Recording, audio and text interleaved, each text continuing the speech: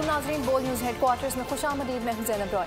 मैं हूं मुदस्सर इकबाल और मैं हूं आपके साथ वरीशा जुल्फ़िकार। हेडलाइंस आप जान चुके हैं, आज खबरों में बात होगी तोशाखाना केस का फैसला, महंगी बिजली, काकड़ परेशान, बिजली के जानलेवा बिल, हाफिज नईम का ऐलान, ड्रोन मनशियात के लिए,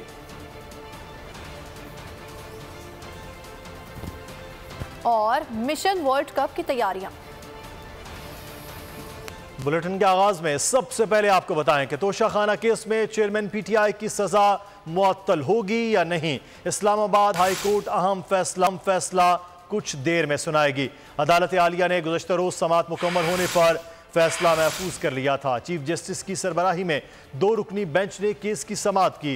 इलेक्शन कमीशन के वकील अमजद परवेज ने बेंच के रूबरू दलाइल मुकम्मल कर लिए, मौक़िफ़ अपनाया। पब्लिक प्रोसिक्यूटर को भी नोटिस किया जाना जरूरी है। पीटीआई की दरख्वास्त पर एतराज़ नहीं, रियासत को नोटिस दिए बगैर कार्रवाई आगे न बढ़ाई जाए। चीफ जस्टिस ने मकालमा किया, नैब केस में स्टेट आती ही नहीं है, नैब प्रोसिक्यूटर को सुना जाता है। चीफ जस्टिस ने कहा, इलेक्शन कमीशन ने फैसले में करार दिया, दफ्तर जो भी जरूरी हो करे। इलेक्शन कमीशन ने किसी फर्द को तो हिदायत जारी नहीं की। एहतशाम कियानी हमारे नुमाइंदे इस वक्त हमारे साथ हैं। जी एहतशाम, आगाह कीजिएगा, कब तक तवक्को की जा रही है कि फैसला सुना दिया जाए? 11 बजे का वक्त था। देखिए, ये फैसला आज ही सुनाया जाना है, लेकिन चूंकि इसमें वेट फॉर ऑर्डर था, जजमेंट रिजर्व नहीं थी, तो इसमें थोड़ा सा फर्क मैं आपको बता दूं कि वेट फॉर ऑर्डर जो होता है वो किसी भी वक्त कोर्ट स्टाफ जो सेक्रेटरी हैं चीफ जस्टिस के, वो बता दिया करते हैं कि ये ऑर्डर है। जब जजमेंट रिजर्व हो तो वो कोर्ट बाकायदा आकर कमरा अदालत में बैठती है और जजेस वो फैसला सुनाते हैं। तो इसमें वेट फॉर ऑर्डर था, तो अदालती बेंचेस, सिंगल बेंच होता है वो सुबह 9:30 से 12 बजे या उससे पहले जब भी केसेस मुकम्मल हो जाएं तब तक समाअत करता है। उसके बाद 2 रुकनी बेंच बैठता है। तो अब सिंगल बेंच जो है वो समाअत मुकम्मल कर चुका है।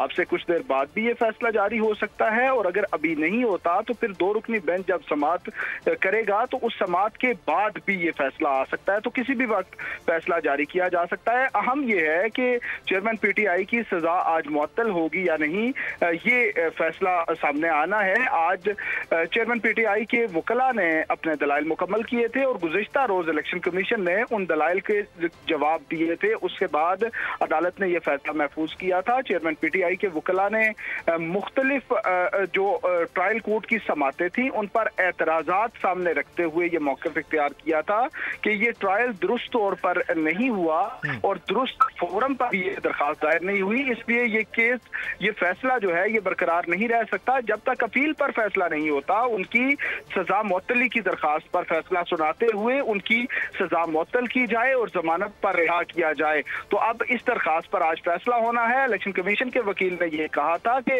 बाकायदा इलेक्शन कमीशन के मेंबरान ने ये ऑथराइजेशन दी थी, इजाजत दी थी, जिसके बाद ये कंप्लेंट दायर की गई। और इस कंप्लेंट में जो 120 दिन का जो एतराज उठाया गया कि 120 दिन के बाद कंप्लेंट दायर नहीं की जा सकती, तो ये भी हार्ड एंड फास्ट रूल नहीं है। उन्होंने कहा कि इस हवाले से सुप्रीम कोर्ट के फैसले मौजूद हैं। ये आप समाअत के और दलाइल के हवाले से बात करते, लेकिन एक आज बड़ी अहम मामला भी हुआ है।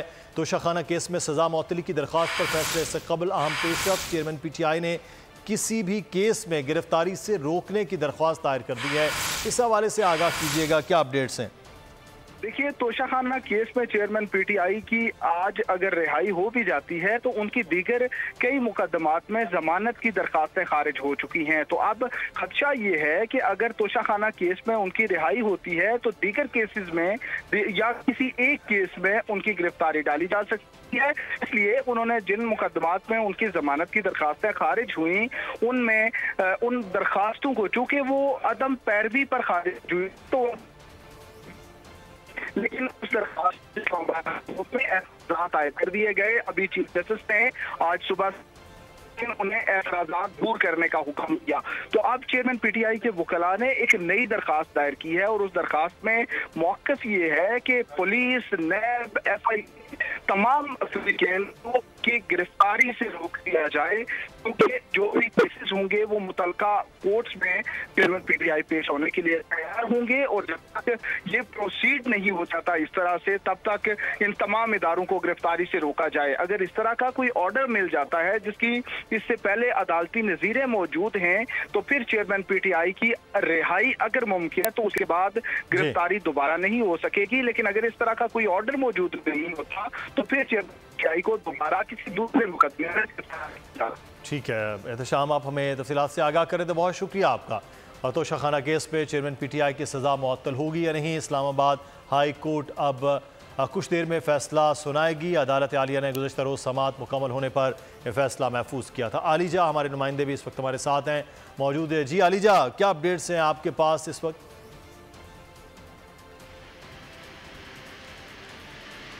जी मुदस्सिर, फैसला जो है 12:30 बजे सुनाया जाएगा। 6 मिनट बाकी रह गए हैं। 11 बजे सुनाया जाना था लेकिन इसमें ताख़ीर हो रही है। लेकिन आज हम इस्लामाबाद हाई कोर्ट के बाहर गैर मामूली सिक्योरिटी के इंतजाम देख रहे हैं। FC इस्लामाबाद पुलिस की भारी नफरी तैनात है। इवन कोर्ट रूम नंबर 1 के बाहर भी इस्लामाबाद पुलिस की भारी नफरी मौजूद है। किसी भी गैर मुतल्लका शख्स को इस्लामाबाद हाई कोर्ट में दाखिले की इजाज़त नहीं दी जा रही, और मीडिया के जो नुमाइंदे हैं उनको भी बाकायदा तौर पर चेकिंग के बाद जो उनके मुतल्लका कार्ड उसको देखने के बाद अंदर जाने की इजाज़त दी जा रही है। चेयरमैन पीटीआई की जो बहनें हैं वो भी कमरा अदालत में मौजूद हैं और तमाम तर नज़रें तोशाखाना केस के फैसले पर हैं। और जिस तरह एहतशाम कियानी आपसे कुछ ही देर कबल बता रहे थे कि चेयरमैन पीटीआई के जो वकला हैं उन्होंने तोशाखाना केस के अलावा किसी और मुकदमे में भी गिरफ्तारी से रोकने की दरख्वास्त जो है वो भी इस्लामाबाद हाई कोर्ट में दायर कर रखी है। जबकि 12:30 बजे अब तवक्को ये की जा रही है कि फैसला सुनाया जाएगा। जी मुदस्सिर, ठीक है, आप हमें आगाह कर रहे थे आलिजा। इस वक्त 12:30 बजे कहा जा रहा है कि फैसला सुनाया जाएगा। देख रहे हैं कि 12:30 बजे क्या फैसला सामने आता है। आलिजा, आपका शुक्रिया। बिजली की कीमतों के हवाले से आपको खबर देंगे। जुलाई के बिजली बिल किस्तों में लिए जाएं या वसूलियाँ यकमुश्त की जाएं। काकड़ काबीना ने मसले के हल के लिए सर जोड़ लिए। वफाकी काबीना का इजलास वज़ीर आज़म अनवारुल हक काकड़ की सरबराही में शुरू हो गया। इजलास में महंगी बिजली पर अवामी रद्द-ए-अमल को ज़ेर बहस लाने और साथ ही अवाम को रिलीफ देने के लिए तजावीज़ का जायज़ा भी लिया जाएगा। अहम बैठक में इस्लामाबाद एयरपोर्ट की आउटसोर्सिंग पर ब्रीफिंग दी जाएगी। हांगकॉन्ग एग्जामिनेशन अथॉरिटी से मुआहदे की मंजूरी ली जाएगी। इसी बारे में तफसीलात जानेंगे फहद चौधरी से।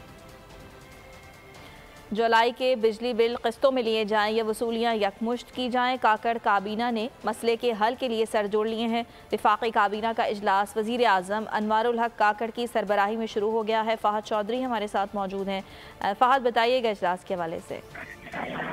जी देखिए, निगरान वफाकी काबीना का इजलास इस वक्त जारी है। इजलास में मुलाजमीन के लिए मुफ्त बिजली की मोनेटाइजेशन पॉलिसी पर गौर किया जा रहा है और पावर डिवीजन की जानिब से मौजूदा और रिटायर्ड मुलाजमीन को मुफ्त यूनिट्स देने से मुतालिक तफसीली ब्रीफिंग दी जा रही है। वापडा तकसीमकार कंपनी और जेनकोज, NTDC और PITC के अफसरान और मुलाजमीन को मुफ्त यूनिट्स फराहम किए जाते हैं। ये ब्रीफिंग दी गई है वफाकी काबीना को। और आज तवानाई डिवीजन की जानिब से जो तजावीज़ तैयार की गई हैं बिजली के बिलों में रिलीफ के हवाले से, उनको भी डिस्कस किया जा रहा है वफाकी काबीना के इजलास में। ठीक है, बहुत शुक्रिया आगाह करने के लिए फहद। नाज़रीन, बिजली के कातिल बिल आवाम की जाने लेने लगे। वालिदैन से जवान औलाद, मासूम बच्चों से माँ की ममता और बाप का सहारा छीनने लगा। जबकि फैसलाबाद में बिजली का जायद बिल नौजवान की जान ले गया। डिचकोट के रिहायशी हमजा ने बिजली के बिल से परेशान होकर खुदकुशी कर ली। जहानिया में भारी बिल देने पर बिजली ना मिली। 4 बच्चों की माँ ने दिल बर्दाश्ता होकर जिंदगी का खात्मा कर लिया। बेरोजगारी, गुर्बत, कर्ज का बोझ और उसके साथ बिजली के भारी भरकम बिल, गरीब के लिए मरना आसान और जीना मुश्किल हो गया। फैसलाबाद में बिजली का जायद बिल नौजवान की जान ले गया। डिचकोट में दिहाड़ीदार गरीब बाप ने 38,000 रुपये का बिल लेकर इंतहाई कदम उठा लिया। मुबैना तौर पर बिजली के बिल ज़्यादा आने पर सर में गोली मार ली। बच्चे यतीम हो गए। जवान मौत पर इलाके की फ़ज़ा सोगवार, हर आंख अश्कबार है। हमजा की वालदा का कहना था कि वो मकरूज था। 38,000 रुपये का बिल देखकर मजीद परेशान हो गया था। सी बहुत आया, मैं कितों देना, घर भी 40,000 बिल आया वा। पता नहीं वो बिल ओदे कोल ही सीगा कि हाफज कोले ओदे कोल ही सीगा, लै गया सी घरों ते बिल। पता नहीं मुड़ के की बनया। ओदे 2 बच्चे आ। बड़े भाई ने बताया कि हमजा 700 रुपये रोज़ाना कमाता था। बिल तो अदा नहीं कर सकता था, इसलिए जान देकर बिल से जान छुड़ा ली।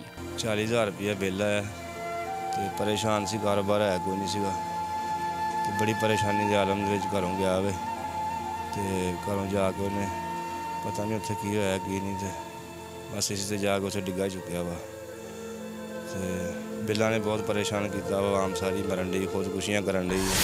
जहानिया में भारी बिल देने पर भी बिजली ना मिली। 4 बच्चों को भूख से तड़पता देखकर मां का सब्र जवाब दे गया। जहरीली गोलियां खाकर जिंदगी खत्म कर ली। खातून के शौहर ने बताया कि बिजली के बिल अदायगी के बाद घर में राशन के लिए पैसे न थे। बच्चे 2 रोज से भूखे थे। कासिम 400 रुपए दिहाड़ी पर मजदूरी करता था। 10,000 रुपए बिजली का बिल, घर की अशिया फरोख्त और कर्ज लेकर अदा किया था। यहाँ पर आपको खबर देंगे कि बिजली बिलों में रिलीफ पर IMF को एतमाद में नहीं लिया गया।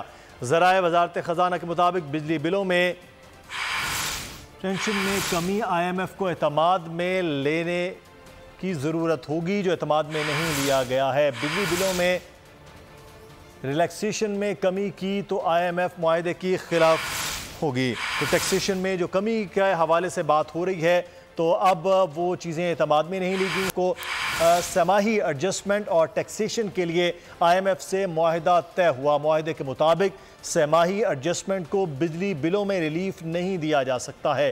दिसंबर तक समाही एडजस्टमेंट की मद में 4 रुपये 37 पैसे मज़ीद फ़ी यूनिट महंगा होगा।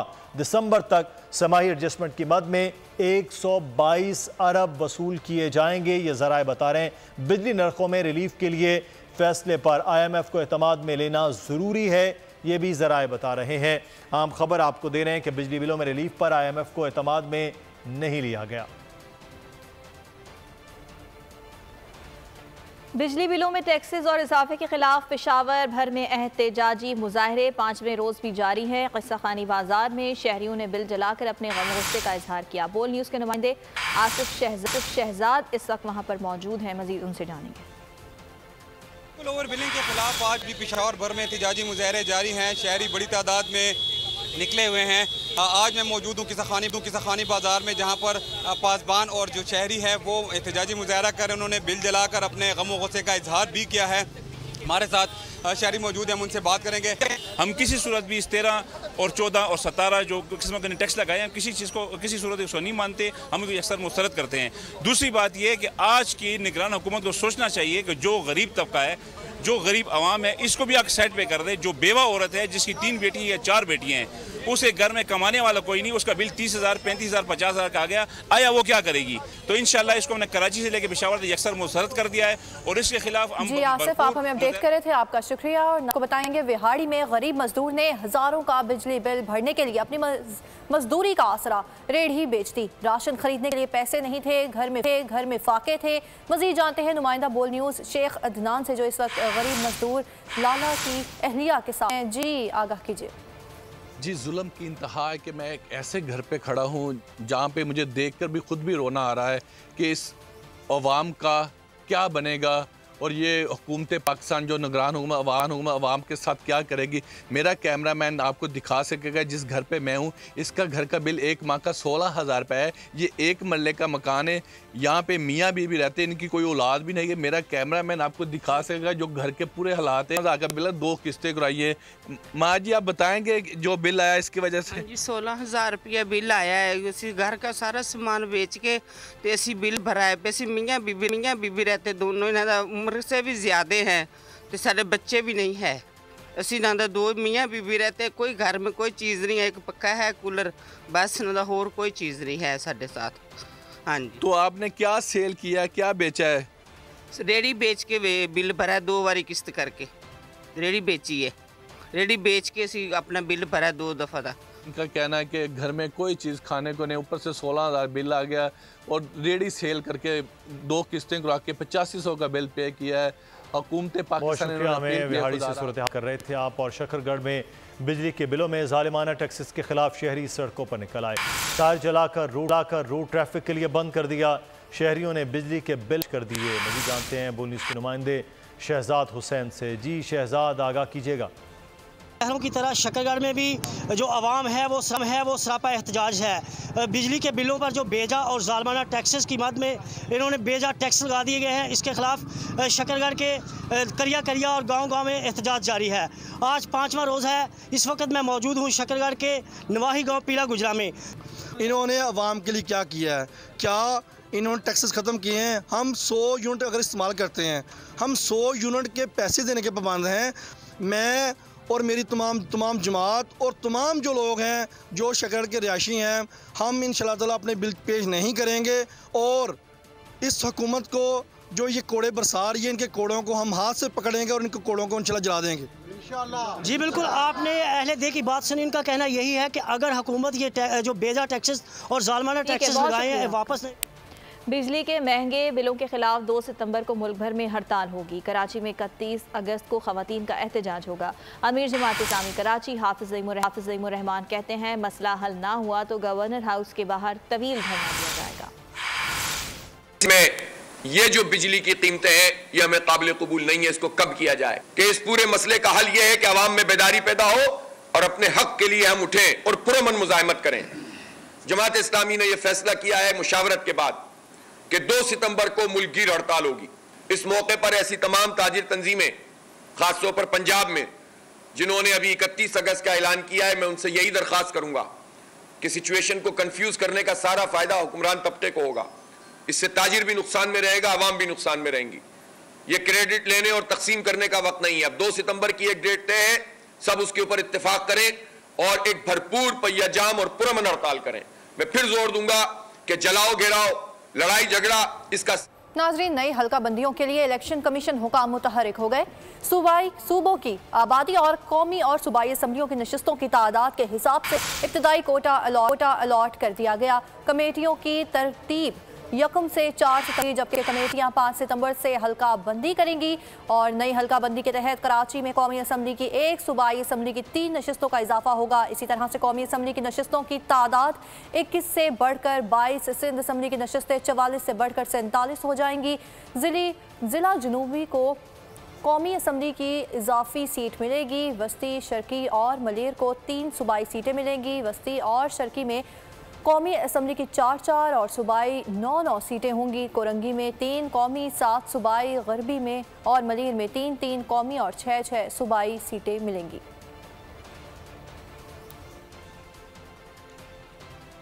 इलेक्शन कमीशन ने FIA के अफसरान के तबादलों की मंजूरी दे दी। फैसला FIA की दरख्वास्त पर किया गया। डायरेक्टर FIA हेडक्वार्टर इस्लामाबाद मुजाहिद अकबर को एडिशनल DG साउथ कराची के लिए तबादले की इजाज़त मांगी गई, जबकि कई दीगर अफसरान के मुख्तलिफ शहरों और ओहदों पर तबादलों की दरख्वास्त की गई, जिस पर इलेक्शन कमीशन ने रजामंदी का इजहार कर दिया है। इलेक्शन कमीशन ने FIA के अफसरान के तबादलों की मंजूरी दे दी है। फैसला FIA की दरख्वास्त पर किया गया। डायरेक्टर FIA हेडक्वार्टर इस्लामाबाद मुजाहिद अकबर को एडिशनल DG साउथ कराची के लिए तबादले की इजाज़त मांगी गई, जबकि कई दीगर अफसरान के मुख्तलिफ शहरों और ओहदों पर तबादले की दरख्वास्त की गई। और अभी आपको अहम खबर देंगे। सुप्रीम कोर्ट में नाब तरामीम केस की समाअत। सुप्रीम कोर्ट में एक बार फिर गुड टू सी यू की गूंज। Good to see you, chief justice का चेयरमैन PTI के वकील से मुकालमा। उम्मीद है गुड टू सी यू कहने पर निशाना नहीं बनाया जाएगा, चीफ जस्टिस की जानिब से भी कहा गया। जबकि अटॉर्नी जनरल ने अदालत में तस्लीम किया कि कानून में खामियां हैं। अटॉर्नी जनरल ने रिव्यू ऑफ जजमेंट एक्ट के साथ कानून हम आहंग करने का कहा। चीफ जस्टिस की जानिब से ये रिमार्क्स भी दिए गए कि अटॉर्नी जनरल ने कानून में तरमीम के लिए अदालत से वक्त मांगा था। आइंदा समाअत पर अटॉर्नी जनरल ने बताया कि बजट और ईद की छुट्टियों के बाद पार्लियामेंट का इजलास होगा और अटॉर्नी जनरल की वक्त देने की इस्तदा अदालत ने मंजूर की थी। मौजूदा हुकूमत चाहती है इस हवाले से मालूम नहीं। मिशन वर्ल्ड कप स्क्वाड को हतमी शक्ल देने के लिए अहम मुलाकातें आज होंगी। मिकी आर्थर और इंजमामुल हक आज पहली मुलाकात करेंगे, जबकि Mickey Arthur, chief selector Inzamam-ul हक और कप्तान Babar Azam world cup squad से मुतालिक मुशावरत करेंगे। इब्तदाई तौर पर 30 नाम किया जाएगा, जबकि स्क्वाड को हतमी शक्ल देने की आखिरी तारीख 28 सितंबर है। बिजली का बिल सारफीन पर बिजली बनकर गिरा तो इस सूरत हाल में भी सोशल मीडिया सारफीन ने हंसने मुस्कुराने का मौका ढूंढ ही निकाला। एक मीम में साबिक पाकिस्तानी क्रिकेटर रमीज़ राजा का कुछ ऐसा इस्तेमाल किया गया कि वो खुद भी मुस्कुरा उठे। रमीज़ राजा ने एक्स पर एक मीम शेयर की जिसमें पाकिस्तान के बिजली सारफीन का हाल बताने के लिए क्रिकेटर की ही 2 मुख्तलिफ तस्वीर को जोड़ा गया। क्रिकेटर ने कैप्शन में लिखा कि अच्छे हिस्से मजाक के साथ ज़िंदगी बहुत आसान।